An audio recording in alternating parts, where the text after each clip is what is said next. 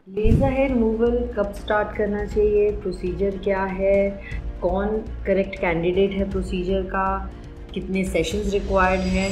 So hi guys, I am Dr. Mahima Wadhwa.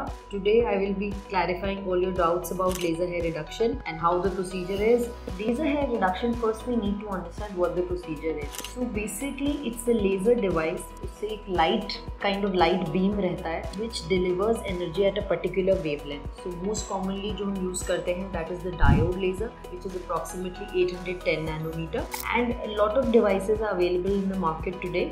So at my clinic, I use an FDA approved device which is a triple wavelength Soprano Ice Platinum device. So it combines three wavelengths, that is 755 nanometer, 810 nanometer and 1064 nanometer. Basically these three wavelengths are combined so that it can target various thickness of hair. The most important out of these is the 810 nanometer, which is for targeting the melanin content in the hair follicle. So basically laser hair reduction devices work on the melanin pigment. So that is one reason that LHR does not work on white hair. For such kind of patients who are having white hair, we recommend a different procedure called electrolysis, and LHR will not work in these patients because, as I have cleared it, that LHR works on the principle of melanin targeting. It's not going to work on white hair which do not have melanin.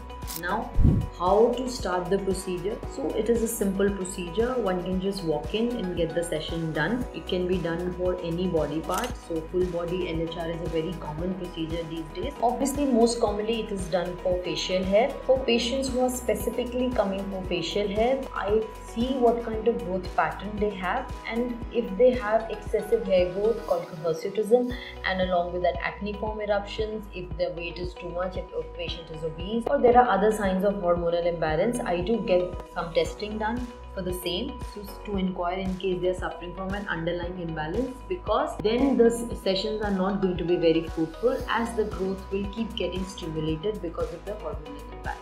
Else, usually no other investigation is required. Patient can just walk in to get the procedure done. Now, how many sessions are recommended? So usually we recommend 6 to 8 sessions initially, which are done at a gap of 3 to 4 weeks. But there is no particular period which we can commend because it totally depends on the hair growth. Once the patient comes for the first session, we ask them to come with a certain amount of growth. Nowadays, it is very difficult to ask the patient to come in with full growth because that is not really possible in this kind of environment these days because most of the people are working, so it's very difficult.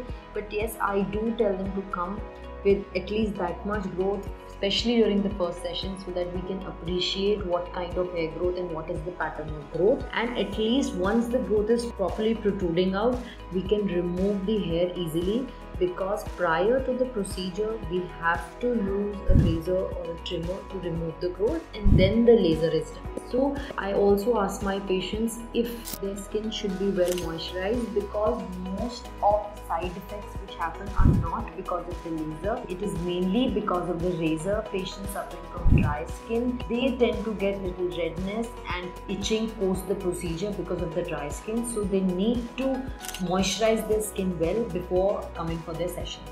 Secondly, now the next session will always depend on the amount of growth.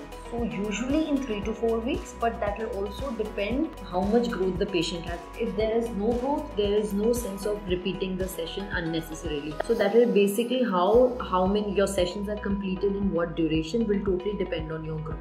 How effective it is. So patients who have thick growth, the sessions are going to be more fruitful because thicker the growth, more the melanin, and the laser beam is going to target it better. Patients who have finer growth, so that is the reason we combine the triple wavelength, that is 755 nanometer for the fine hair growth. But such kind of patients, they might require more sessions, and also in these cases the growth pattern will determine the number of sessions.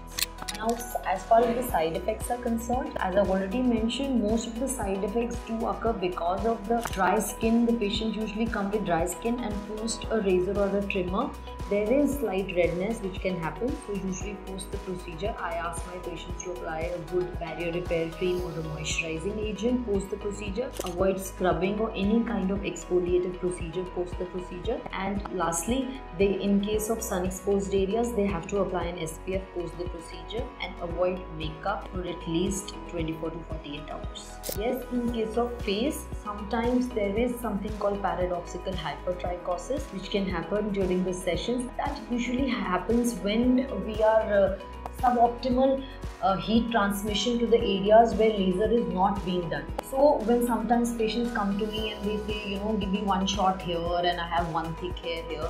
So I usually avoid that because that always leads to paradoxical hypertrichosis, meaning there is excessive growth post the laser sessions, especially in the neck and the jawline area, because there is suboptimal transmission of heat. So that is why one should always avoid this kind of shots here and there. It's always better to do one full area, especially on the face.